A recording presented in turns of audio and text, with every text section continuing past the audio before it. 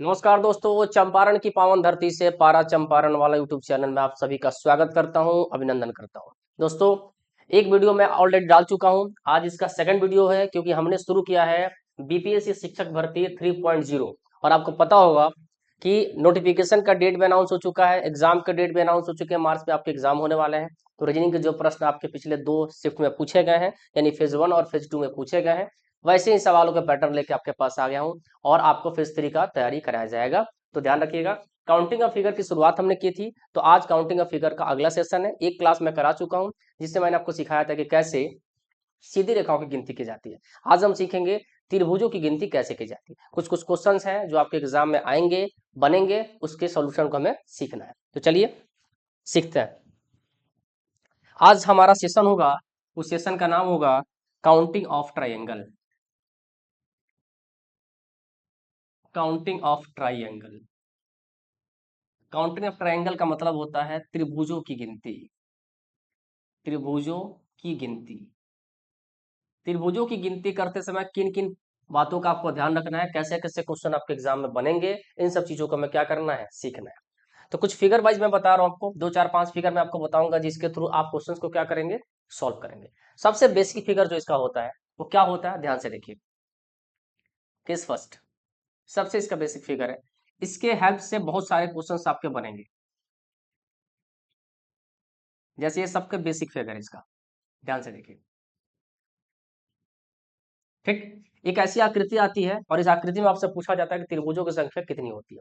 त्रिभुजों की संख्या को निकालने के लिए ऐसे फिगर में हम कौन सा अप्रोच इस्तेमाल करेंगे, इसको हमें सीखना है। तो इसमें आपको कोई अलग से अप्रोच इस्तेमाल नहीं करना, बिल्कुल सिंपल अप्रोच होता है। ये पहला फिगर है, केस नंबर फर्स्ट, 1 2 3 4 5। यानी जितने भी नंबर आपके दिए जाएंगे उस नंबर को क्या करना है जी, आपस में ऐड कर देना, आपका आंसर बन जाएगा। एक केस नंबर 1 का फिगर है। तो जोड़ेंगे तो 5 4 9 9 3 12 12 2 14, यानी 1+2+3+4+5। और इसका आंसर जो आ जाएगा 3 2 5 1 6 4 10 और 5 15। क्लियर है। बस इस पे सीखते रहिएगा, सारा चीज कंफर्म हो जाएगा।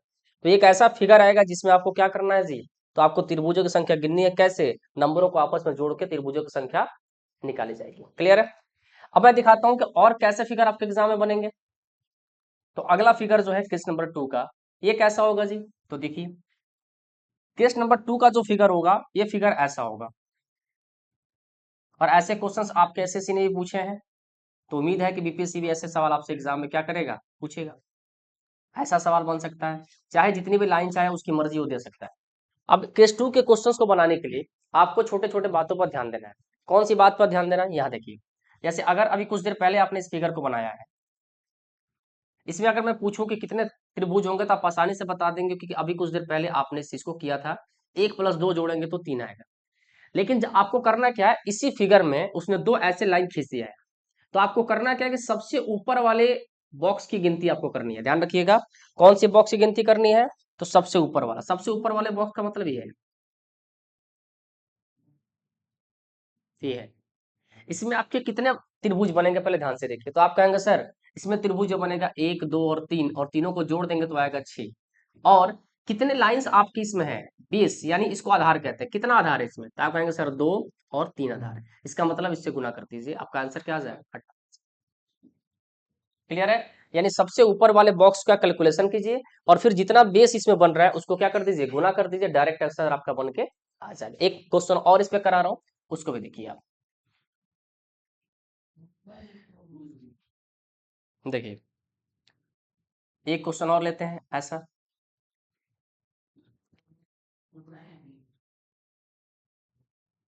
ऐसा अगर ये आपके एग्जाम में बन जाए तो कैसे इसका सॉल्यूशन निकालेंगे। तो मैंने क्या कहा कि सबसे ऊपर वाले का आप बॉक्स का कैलकुलेशन करो। सबसे ऊपर वाला बॉक्स का कैलकुलेशन करो। इसमें कितने आपके त्रिभुज बनेंगे जी, 1 2 3, 3 2 5 1 6। और कितना बेस है, तो 1 base, 2 base, 3 base, 4 base, 5 base. गुना क्या कर दीजिए, 5 कर दीजिए, सीधे आपका आंसर क्या आ जाएगा, 30। क्लियर है। तो एक फिगर नंबर 1 आपने देखा था जो डायरेक्ट आपका लॉजिक है। एक फिगर नंबर 2 है, इसका भी क्या है, डायरेक्ट लॉजिक है। क्लियर है। अब मैं चलता हूँ फिगर नंबर 3 की तरफ। छोटे छोटे फिगर आपके एग्जाम में बनेंगे और अच्छे अच्छे क्वेश्चन आपके एग्जाम में बन के आएंगे। तैयार रहिएगा। Figure number 3। फिगर नंबर 3 में क्या होगा उसको देखिए। फिगर नंबर 3 जो आपका बनेगा वो कैसा बनेगा जी, तो फिगर नंबर 3 में ये जो लाइन आया है, ये लाइन कंप्लीट न जाके इनकम्प्लीट रह जाएगा, कंप्लीट लाइन नहीं जाएगा। जैसे ये लाइन गया यहाँ से यहाँ जाकर रुक गया, एक लाइन यहाँ से यहाँ जाकर रुक गया, यानी ये जो फिगर है, ये फिगर इस फिगर से अलग है। जो अभी आपने फिगर नंबर 2 में देखा है, इस फिगर और इस फिगर में क्या अंतर है जी, ध्यान से देखो तो। इस फिगर में और इस फिगर में क्या अंतर है? ये फिगर ने अपने लाइन को कंप्लीट किया है, इस फिगर ने अपने लाइन को कंप्लीट किया है, लेकिन इस फिगर ने कंप्लीट नहीं किया, लाइन बीच में क्या हो गई है, रुक गई है। तो अगर ये लाइन कंप्लीट है तो हमने कैसे सॉल्व किया, अभी आपको मैंने दिखाया है। लेकिन ये लाइन कंप्लीट नहीं है, इसका मतलब कि जो बेस के साथ जितना त्रिभुज लाएगा उसी की गिनती करेंगे। 1 2 3, 3 2 5 1 6, 1 2 3, 3 2 5 1 6, और नीचे के बेस पर 1 2 3 4, इसको जोड़ेंगे तो कितना आएगा, आप कहेंगे सर 10। तो 6 प्लस 6 प्लस 10, 10 और 16 और 6 क्या हो जाएगा, 22, यानी इसका आंसर क्या आ जाएगा, 22। तो अगर लाइन कंप्लीट है तो सीधे निकाल के गुना कर देना था। ये लाइन कंप्लीट नहीं है, बीच में रुक गया है, तो जहां रुक गया है वहां तक कितना बना रहा है उसको गिनती कर लीजिए, आपका काम आसानी से हो जाएगा। क्लियर है? ये आपका फिगर नंबर 3। फिगर नंबर 4 कैसा आपके एग्जाम में आएगा जी, उसको देखें। तो फिगर नंबर 4 ऐसे होता है, जिसमें दो लाइन आपको इधर से गया है और दो लाइन आपका क्या हुआ है, इधर से गया है।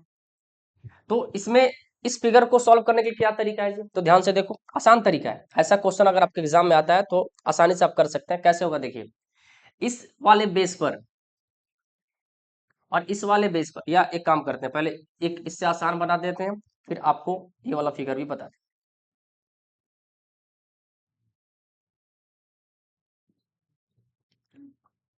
इससे एक आसान दिखा देते हैं। जैसे ये वाला फिगर है, उसको भी बता देंगे जो अभी मैंने बनाया था। और कैसा, इसमें क्या हुआ कि इस वाले वर्टेक्स से दो लाइन नीचे की तरफ गिरा है, इस वाले वर्टेक्स से दो लाइन नीचे की तरफ गिरा है। तो होता क्या है देखना है, यानी एक गिरा तो 1 2 और 3 बॉक्स बनाया, इधर से गिरा तो 1 2 और 3 बॉक्स बनाया, बॉक्स का सीधे क्यूब कर देना, डायरेक्ट आंसर आ जाएगा 27। बात समझ में आया?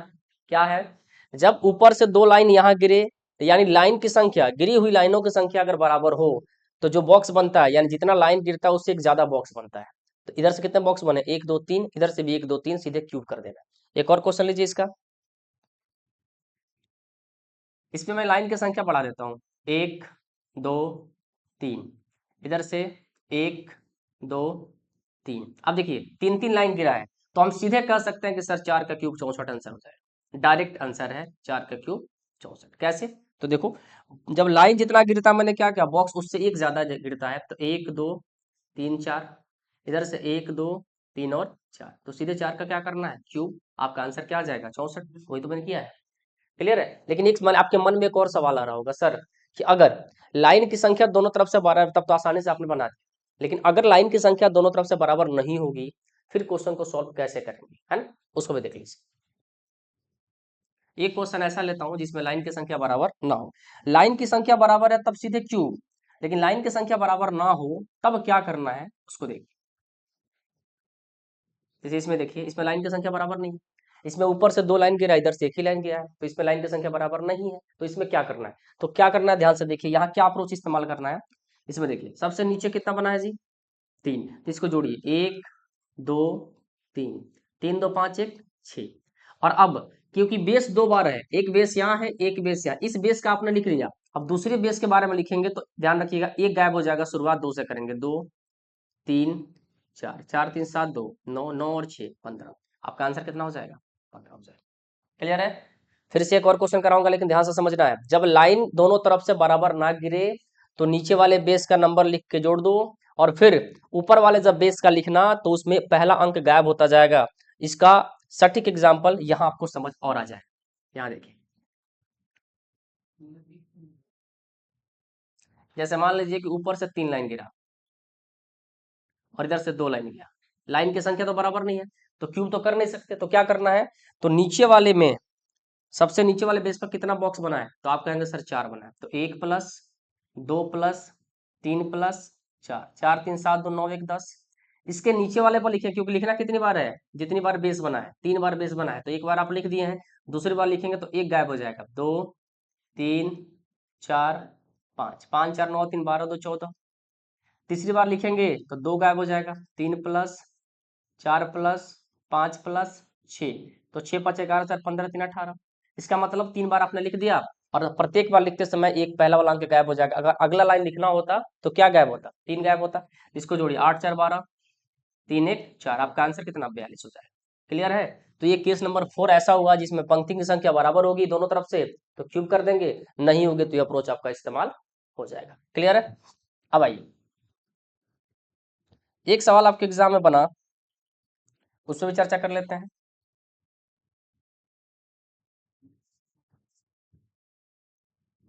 केस नंबर 5 को देखो। केस नंबर 5 ऐसा है,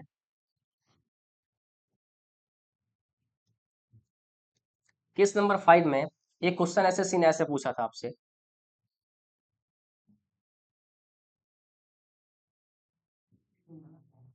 एक ऐसा एसएससी ने सवाल पूछा था। इस सवाल का जवाब ढूंढने के लिए पहले आपको बेसिक देखना होगा। देखिए बेसिक क्या है, जब एक त्रिभुज के अंदर एक त्रिभुज बनता है तो कितना त्रिभुज बनाता है? ध्यान से देखिए, एक त्रिभुज के अंदर जब एक त्रिभुज बनता है तो अपने साथ कितने त्रिभुज बनाता है, इसको देखना है। तो देखिए 1 2 3 4। क्लियर है? यानी छोटे छोटे कितने त्रिभुज? 4। और एक बड़ा वाला त्रिभुज, तो टोटल कितना हो जाएगा? 5। यानी इसके अंदर कितने त्रिभुज बने? 5। अब बताइए, आप इस कंसेप्ट को अगर जान गए, एक त्रिभुज के अंदर जब एक त्रिभुज आता है जो त्रिभुज की तीनों रेखाओं को टच करता है, तो टोटल कितना त्रिभुज बनता है? 5। तो आप मुझे बताइए कि इसमें 5 बनेगा कि नहीं बनेगा? इसमें 5 बनेगा कि नहीं बनेगा? तो 5 और 5 को जोड़ेंगे तो आंसर कितना आएगा? 10। इतना आसान सवाल था, आपके एग्जाम में पूछा हुआ था एसएससी ने। तो 1 2 3 4, तो 5 इसमें, 5 इसमें, कितना? 10। लेकिन इसमें कुछ और ट्विस्ट है, उस ट्विस्ट को देखिए। क्या ट्विस्ट है? एक सवाल इसका ऐसे बनता है,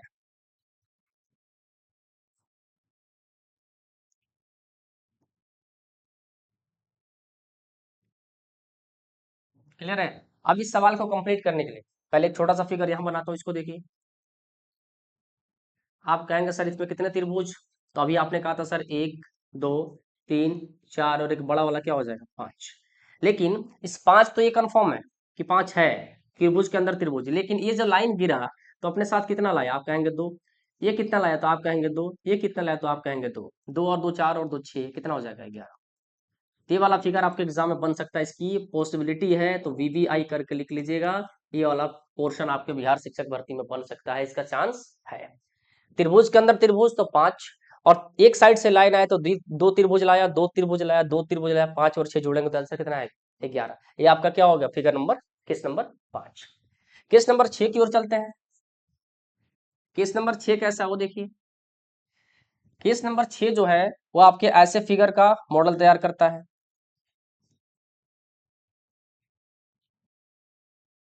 ऐसे फिगर का मॉडल तैयार करता है। इसमें आपसे पूछा जाता है इसमें त्रिभुजों की संख्या कितनी होगी? इसमें बहुत सारे त्रिभुज बनते हैं, एक बार सबको दिखा देता हूँ, ध्यान से देखिए।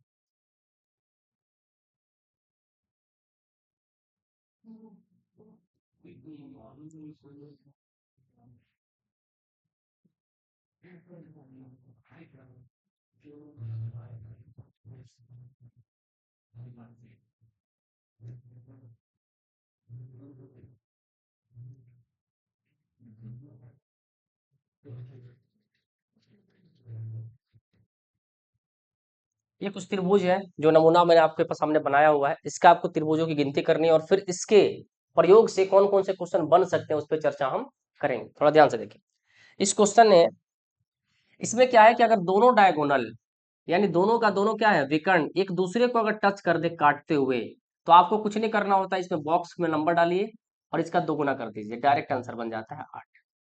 क्योंकि समय की आपके पास कमी है बिहार शिक्षक भर्ती में, तो मैं वही चीजों को डिस्कस कर रहा हूँ जो डायरेक्ट आपके एग्जाम में बनने की चांसेस है, यानी बनने की संभावना है। तो क्या करना है जी, जब दोनों विकर्ण एक दूसरे को काटे तो इसमें बॉक्स डालिए और बॉक्स का दोगुना कर दिए, आंसर आ जाएगा 8। जैसे ये देखिए, दोनों विकर्ण एक दूसरे को काटा है कि नहीं काटा है? तो काटा है तो कुछ नहीं करना, बॉक्स में नंबर डालिए 3 4 5 और 6। जो सबसे बड़ा वाला नंबर होगा उसका दोगुना कर दीजिए, 6 दूनी क्या हो जाएगा? 12। इसमें आप करेंगे 1 2 3 4 5 6, यहाँ भी क्या करना है? दोगुना कर देना है, यहाँ भी आंसर क्या हो जाएगा? 12। यहाँ भी क्या करना है? 1 2 3 4 5 6 7 8, इसका भी दोगुना कर दीजिए, 8 दूनी 16।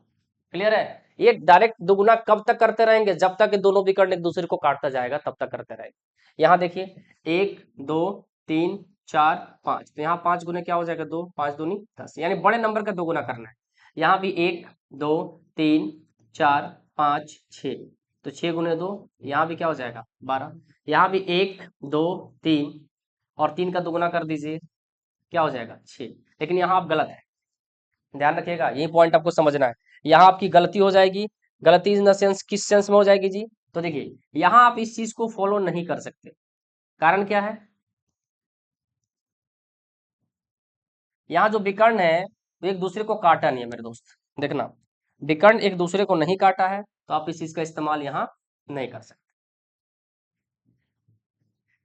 विकर्ण जहां काटेगा, यानी विकर्ण यहाँ से आया है, दूसरा विकर्ण जाके आधे पर रुक गया, काटा नहीं है, तो आप 2 गुना यहाँ नहीं कर सकते। तो यहाँ बेसिक 1 2 और एक बड़ा वाला कितना 3 और एक बड़ा वाला ये 4, तो 3 तो ये हो गया और एक ये 2 इधर 4, इसका आंसर कितना होगा 4। तो 2 गुना आप तभी करेंगे नंबरों का जब आपके पास क्या हो, दोनों विकर्ण एक दूसरे को काट के वहां पहुंचा हो तब। अगर नहीं पहुंचा हो तो आप उसका 2 गुना नहीं करेंगे, आप बेसिक से उसका आंसर निकालेंगे। अब इसके अप्रोच से क्वेश्चन कैसे बनते हैं, वहां आइए, यहाँ आइए, क्वेश्चन पे आते हैं। एक मान लीजिए सवाल एग्जाम में पूछा,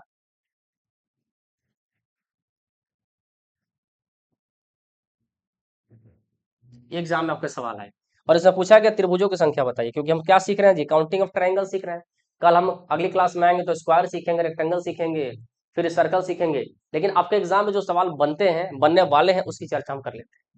ये इसमें आपको त्रिभुजों की संख्या गिननी है। आपको पता है कि इसमें त्रिभुज जो बनते हैं वो कितने बनते हैं, तो आप कहेंगे सर 8 बनता है, 1 2 3 4, और आपको पता है कि इसका 2 गुना करके 8 आता है। तो जब 8 इसमें बनेगा तो 8 इसमें भी बनेगा, तो 8 और 8 16, और इन दोनों के मिलने से एक त्रिभुज यहाँ बना और एक त्रिभुज यहाँ बना, तो 2 और जोड़ दीजिए 18। क्लियर है जी? एक और फिगर दिखा रहा हूँ, एक और फिगर देखना है।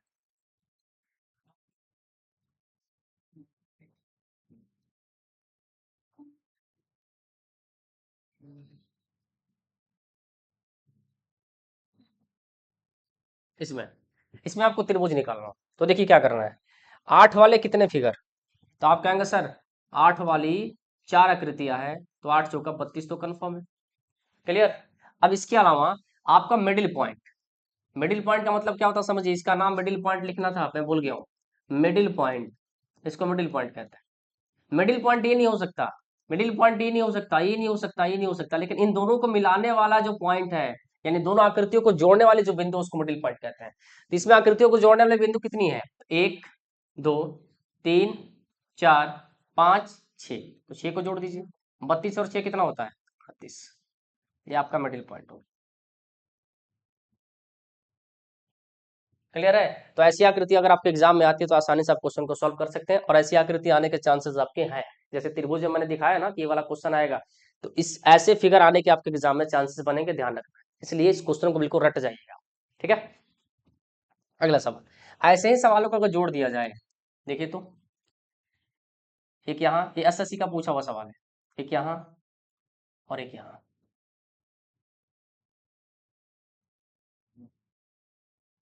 और इसमें आपसे पूछा जाए कि बताइए त्रिभुजों की संख्या कितनी होगी, ध्यान से देखिए। आपको पता है कि 8 वाली आकृतियां 3 है, तो 8 3 24 तो कन्फर्म है, यानी 8 8 8। ठीक, अब इन दोनों को मिलाने से आपके मिडिल पॉइंट कितने बन रहे हैं, तो आप कहेगा सर ऐसे देखेंगे तो 2 और ऐसे देखेंगे तो फिर 2। नहीं समझ आया, फिर से समझो।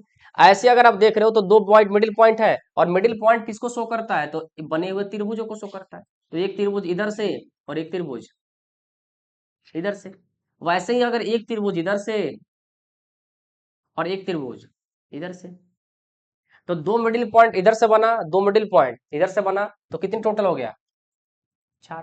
क्लियर? इसके अलावा आपके पास कौन से और त्रिभुज बनने वाले हैं, तो ध्यान से देखिए, इसके अलावा जो त्रिभुज आपके बनने वाले हैं इन सबको मिलाकर बनने वाला है। जैसे मैंने नाम दे दिया MNO, और इसका नाम है हिडन फिगर,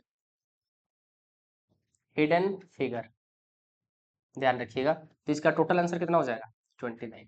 तो जो छूटने वाला है वो यही है।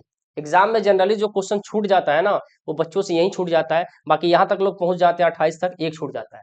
तो हिडन फिगर का मतलब है कि जब तीनों फिगर को आपस में जोड़ा गया तो कुछ नई आकृति आपके पास बन के आएंगी, उन्हीं को हम क्या कहते हैं, हिडन फिगर कहते हैं। ठीक है। अब मैं आपको कुछ ऐसे क्वेश्चन करा रहा हूं जो अभी तक आपने सीखा है, उसके आधार पर वो क्वेश्चन कैसे बनेगा। जैसे ये क्वेश्चन देखिए, ये क्वेश्चन मोस्ट इंपॉर्टेंट है आपके एग्जाम के पॉइंट ऑफ व्यू से, ध्यान रखिएगा। ये वाला क्वेश्चन एसएससी ने इस क्वेश्चन को रिपीट किया हुआ है, यानी 2 बार 3 बार एसएससी ने इसको पूछा हुआ है। तो ध्यान रखिएगा, बीपीएससी रीजनिंग जो उठाता है ना, वो कहीं दुनिया के दूसरे कोने से नहीं लाता है, वो एसएससी को ही फॉलो करता है, क्योंकि एसएससी रीजनिंग का मास्टर होता है ना। हाँ, बैंकिंग का पैटर्न बहुत हार्ड है, बहुत हाई लेवल होता है, तो उसको फॉलो बीपीएससी नहीं करता, लेकिन एसएससी को फॉलो करता है। अब इसमें आपको आंसर बताना है कि आंसर इसका क्या होगा, तो पहले इसके थोड़ा नॉर्मल चीजों को समझते हैं। जैसे ऊपर से आया तो आपको पता है कि फिगर नंबर 1 है, जो फिगर नंबर 1 हमने देखा है, इसमें मैं पूछूं कि कितने आपके त्रिभुज हैं, तो आप कहेंगे सर 2 त्रिभुज हैं, 1 2 और एक बड़ा वाला 3। तो 3 में ध्यान रखिएगा, एक इसको आपने गिन लिया है, एक इसको आपने गिन लिया, और एक बड़े वाले को भी आपने क्या कर दिया है, गिन लिया है। ठीक है, यानी इसको गिना आपने, इसको गिना और एक बड़े वाले को गिन लिया, 3। अगर इस लाइन को हम मिटा दें, इस लाइन को अगर हम मिटा दें, यहाँ देखिएगा, इस लाइन को अगर हम मिटा दें और एक लाइन इधर से खींचे, अगर मैं अब पूछूं कि कितने त्रिभुज, तो आप कहेंगे सर 1 2, एक बड़ा वाला 3, लेकिन बड़ा वाला गिनती कर चुके हैं। ऊपर वाला लाइन जब हमने खींचा था तो हमने 3 लिख लिया है। अब ये लाइन अगर खींचेंगे तब त्रिभुज कितना बनेगा, तब कहेगा सर 2 बनेगा, क्योंकि बड़े वाले की गिनती 3 में ऑलरेडी हो चुकी है। अच्छा, फिर से आइएगा, इसी लाइन को अब इधर से ना खींच के इधर से खींचा जा रहा है, इधर से। तो आप बताइए इधर से कितना त्रिभुज, तो आप कहेंगे सर कितना, 2। तो 3 2 5 और 2 7, यानी इसमें बड़े बड़े जो त्रिभुज है, 1 2 3 4 5 6 और बड़ा बड़ा 7, टोटल 7 त्रिभुज गिनती हो चुका है। ध्यान से देखिएगा, 2 यानी कौन कौन से बड़े, तो ये बड़ा 1 2 3 4, और इसके साथ एक बनेगा 5, इसके साथ 6 और एक सबसे बड़ा वाला 7। अब 7 के अलावा छोटे छोटे त्रिभुज देखिए, तो ये कितना बना रहा है, 3। इधर से भी कितना बनाएगा, 3। इधर से भी कितना बनाएगा, 3। तीनों साइड से 3 3 6 3 9, 9 और जोड़ दीजिए, आंसर कितना हो जाएगा, क्लियर है। तो ये सवाल ध्यान रखिएगा, रट लीजिए इस सवाल को, अगर एग्जाम में ऐसा सवाल आ गया तो सीधे आंख बंद करके मार दीजिएगा 16। इसका आंसर कितना होता है, 16। एक और क्वेश्चन देखिए, अगर मान लीजिए कि आपके एग्जाम में आ जाता है,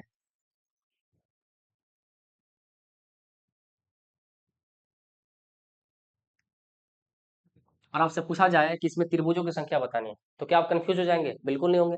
भैया ऊपर वाला और नीचे वाला दो फिगर आपस में जुड़ा है, ऊपर का आंसर कितना होगा, तो आप कहेंगे सर 3 होगा, और नीचे वाले का आंसर कितना होगा जी, तो आप कहेंगे सर 1 2 3 4 5 और 6, तो 6 दूनी, तो आप कहिएगा 12, और ऊपर कितना बना है, तो 3, तो 12 और 3 15, 15, सॉरी, आंसर कितना हो जाएगा, 15 हो जाएगा। अच्छा, एक सवाल और एसएससी पूछा हुआ, उसको भी देखिए।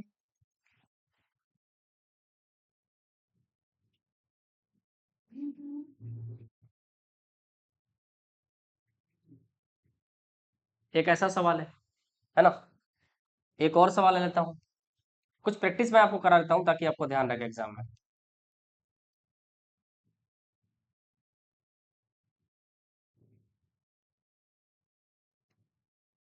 ये 2 सवाल है, और आपके एग्जाम में से पूछा गया त्रिभुजों की संख्या, तो भैया इसका त्रिभुज निकालने के लिए आसान तरीका है, कोई टेंशन नहीं है। आपको पता है कि ऊपर के बॉक्सेस में कितने त्रिभुज बनने वाले हैं, आप कहेंगे सर 1 2 3, 3 2 5 1 6, नीचे 1 2 3 और 4, तो 4 दूनी 8।